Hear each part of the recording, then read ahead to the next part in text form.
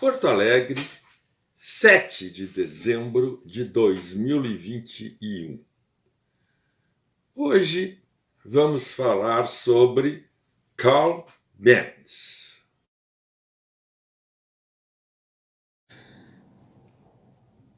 Carl Benz era 10 anos mais moço do que Gottlieb Daimler.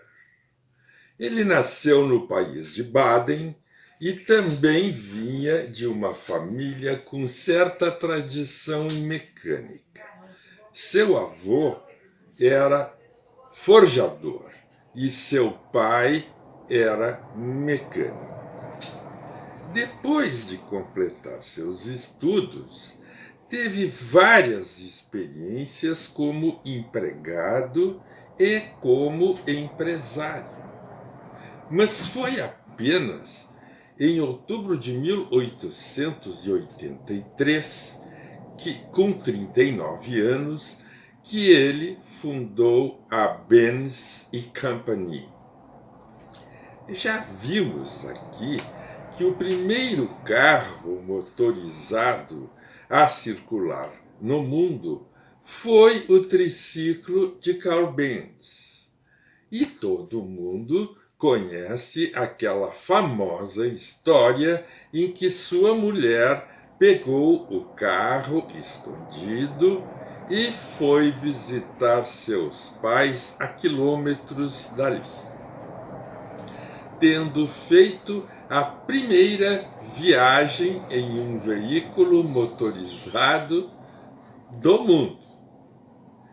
Nem precisa recontar, mas se alguém quiser saber mais sobre esta viagem, entre neste endereço e veja um filme preparado pela própria Mercedes.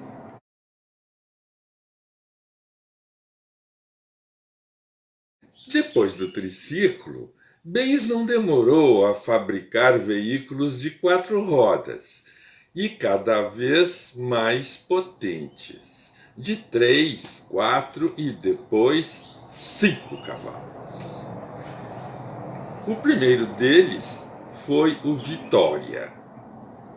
Existem notas de uma viagem em que o austríaco von Liebig fez em julho de 1894 com um modelo Vitória, fabricado por Benz.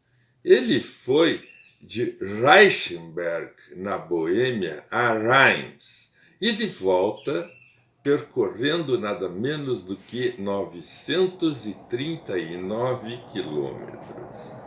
As notas desta viagem foram conservadas e nelas se informa que ele consumiu 140 quilos, era em quilos, de gasolina e 1.500 litros de água de refrigeração.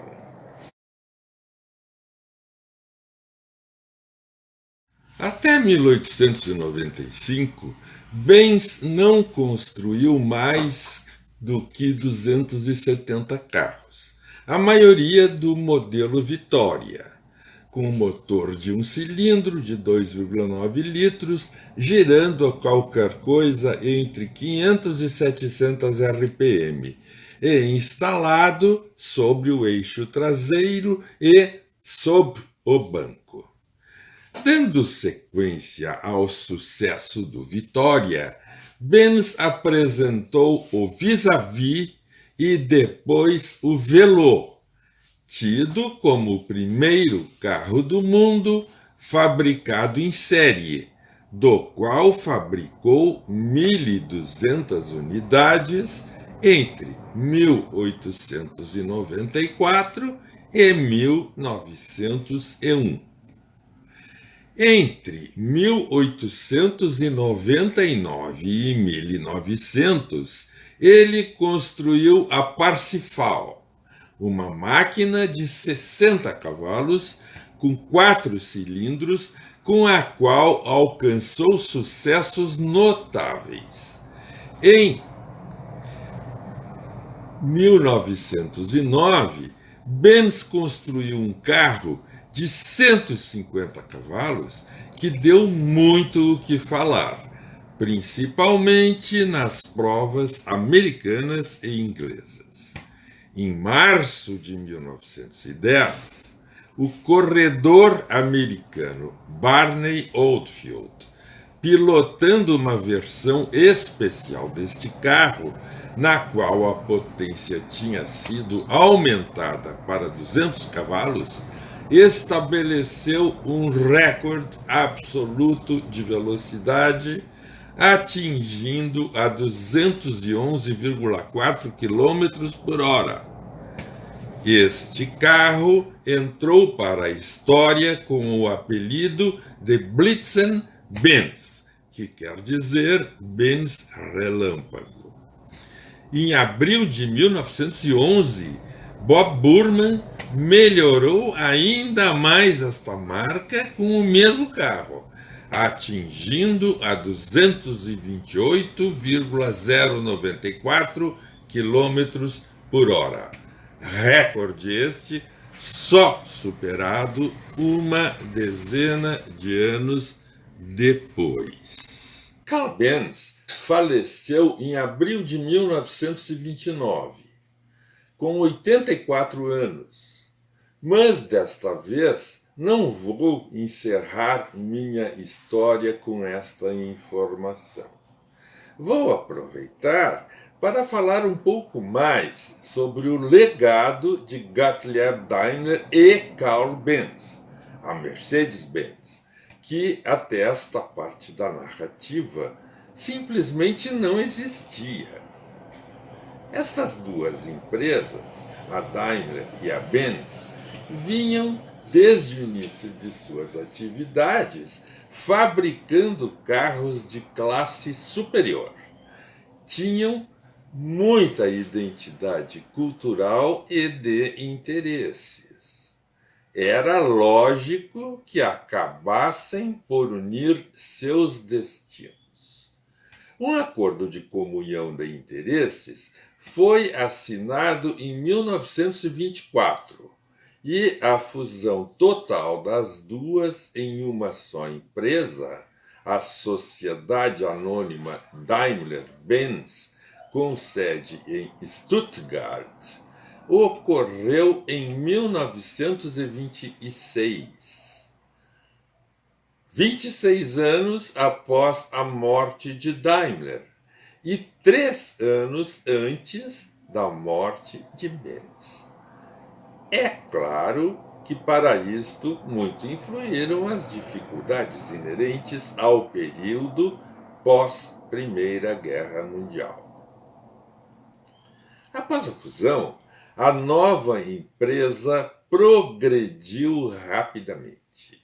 Seu programa de produção não se restringiu aos automóveis, caminhões, caminhonetas e ônibus, mas se estendeu também a outras aplicações da motorização, tais como motores estacionários, motores de aviação e marítimos. Os motores diesel sempre ocuparam um lugar importante na Daimler-Benz, que aproveitou a experiência adquirida nos veículos pesados para ser a primeira a desenvolver um motor deste tipo para carros de passeio.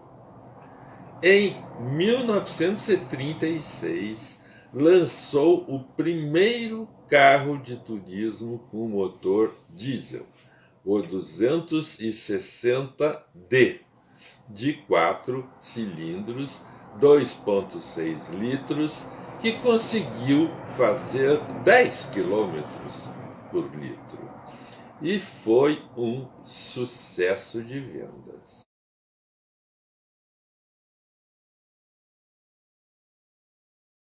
Hoje, toda a linha Mercedes, com exceção dos esportivos, é disponível opcionalmente com este tipo de motor, que não chega ao Brasil por não ser permitido o uso do diesel e em automóveis de passeio.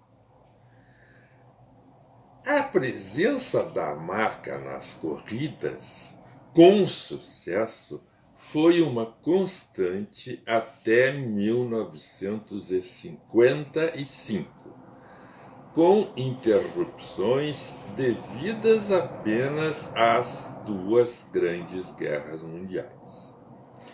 Em 55, no auge da glória, a Mercedes decidiu se retirar das corridas em função do gravíssimo acidente ocorrido com um de seus carros durante a corrida 24 horas de Le Mans, no dia 11 de junho daquele ano.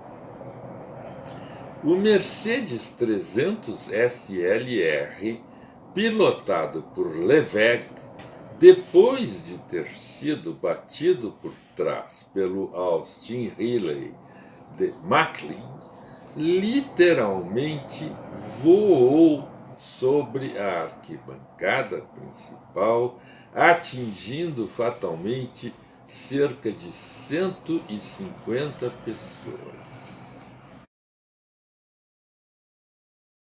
Esta retirada no auge da glória foi uma demonstração de elegância digna dos carros da marca. Mas a Mercedes já não precisava provar nada a ninguém. Seus carros já tinham adquirido uma imagem de qualidade, luxo e performance que dura até hoje, quando, primeiro associada à McLaren e depois por conta própria, ela retornou às pistas e reconquistou seu lugar nos pódios. Esta história se confunde com a própria história do automóvel.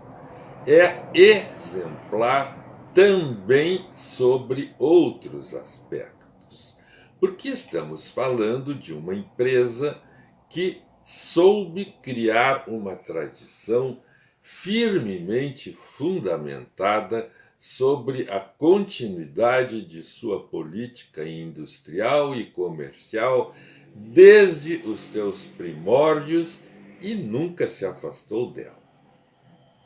Note que a marca alcançou uma reputação de bom gosto e qualidade através da produção de carros de um luxo discreto, jamais revolucionários em sua aparência, mas tendo sempre a técnica mais avançada, e isto desde seu começo.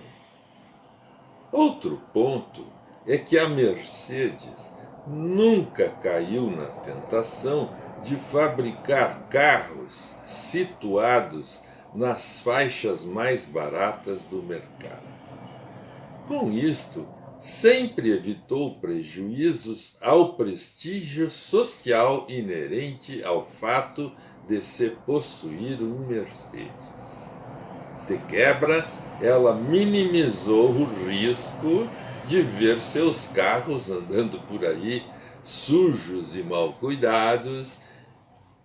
É raro ver-se um Mercedes caindo aos pedaços pelas ruas. É um raro caso de firme crença em sua missão, valores, visão e princípios, termos que muito provavelmente nem eram usados na época. Até a próxima!